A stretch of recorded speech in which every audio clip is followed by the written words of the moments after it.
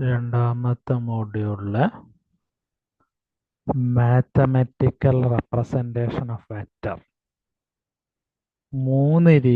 നാല് രീതിയിലുള്ള mathematical representation of vector ഉണ്ട്. സെക്കൻഡ് മോഡ്യൂളിൻ്റെ ഫസ്റ്റ് ടോപ്പിക് അതാണ്. സിലബസ് കണ്ടാൽ അറിയാം അതിൻ്റെ ഫസ്റ്റ് ടോപ്പിക് എന്ന് പറഞ്ഞാൽ അതാണ്. അതിൽ ഒന്നാമത്തെ ഫോമാണ് റെക്റ്റാങ്കുലർ ഫോം എന്ന് പറഞ്ഞത്, അല്ലെങ്കിൽ അതിന് വേറൊരു പേരാണ് കോംപ്ലക്സ് ഫോം എന്ന് പറഞ്ഞത്, E=A+JB. രണ്ടാമത്തെ ഫോമിൻ്റെ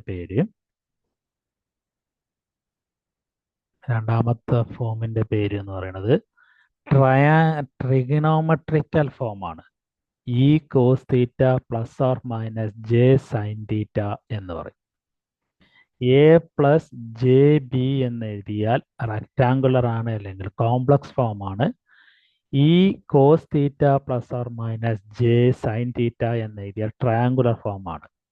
J എന്ന് ഉദ്ദേശിക്കുന്നത് ഒരു ഓപ്പറേറ്ററാണ്. √-1 ആണ് ജെൻ്റെ പേര്.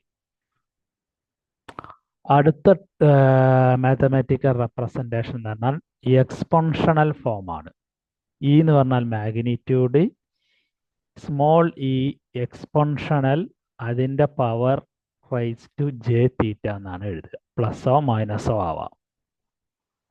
അടുത്ത റെപ്രസെൻറ്റേഷൻ എന്ന് പറഞ്ഞാൽ പോളാർ ഫോമാണ്. പോളാർ ഫോം എന്ന് പറഞ്ഞാൽ ഈ angle theta plus or minus. Polar form എഴുതാനായിട്ട് പറയാറുണ്ട്. നമ്മൾ മെയിനായിട്ട് പോളാർ ഫോമിൽ നിന്ന് റെക്റ്റാങ്കുലറിലേക്കും റെക്റ്റാങ്കുലറിൽ നിന്ന് പോളാറിലേക്കും കൺവേർട്ട് ചെയ്യാനും പരീക്ഷയ്ക്ക് ചോദിക്കാറുണ്ട്. അടുത്ത നമുക്ക് E എന്ന് പറഞ്ഞാൽ മാഗ്നിറ്റ്യൂഡും തീറ്റ എന്ന് പറഞ്ഞാൽ ഇൻക്ലനേഷൻ അല്ലെങ്കിൽ സ്ലോപ്പുമാണ്.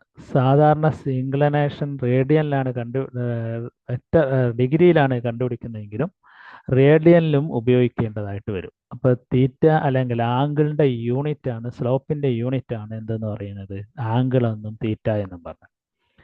Trigonometrical form E cos theta plus J or minus J sine തീറ്റ എന്നത് ഒന്നും കൂടെ ഡീറ്റെയിൽഡ് ആയിട്ട് നോക്കാനായിട്ട് പോവുകയാണ്.